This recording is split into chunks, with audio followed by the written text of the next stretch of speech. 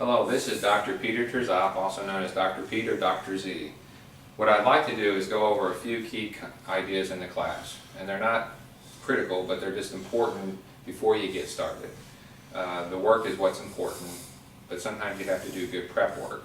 Like they say, if you build a house on a bad foundation, you're going to keep having problems, cracks, and breaks.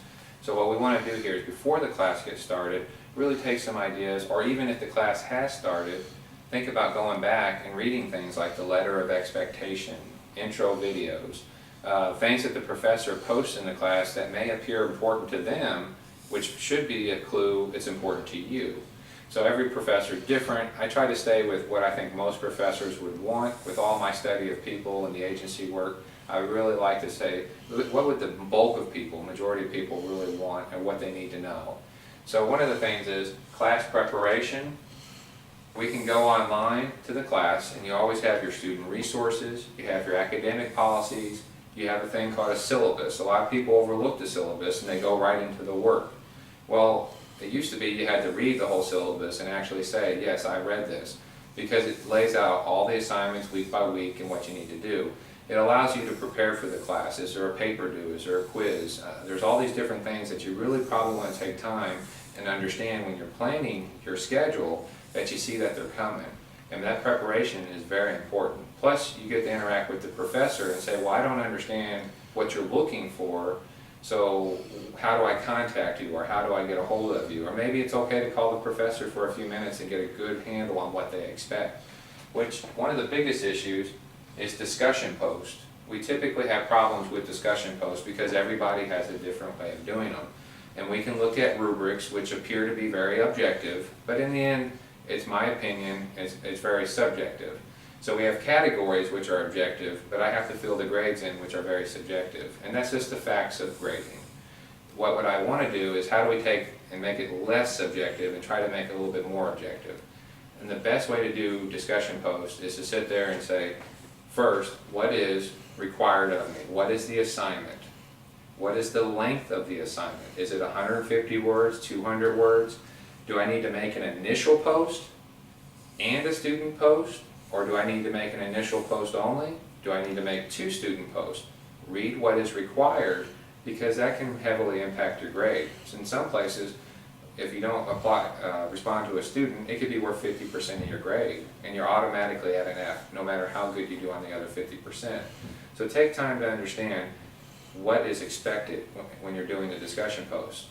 Another aspect of discussion posts are, you can put your personal experience in there, but try to put something like specific information or even a source. Use academic sources.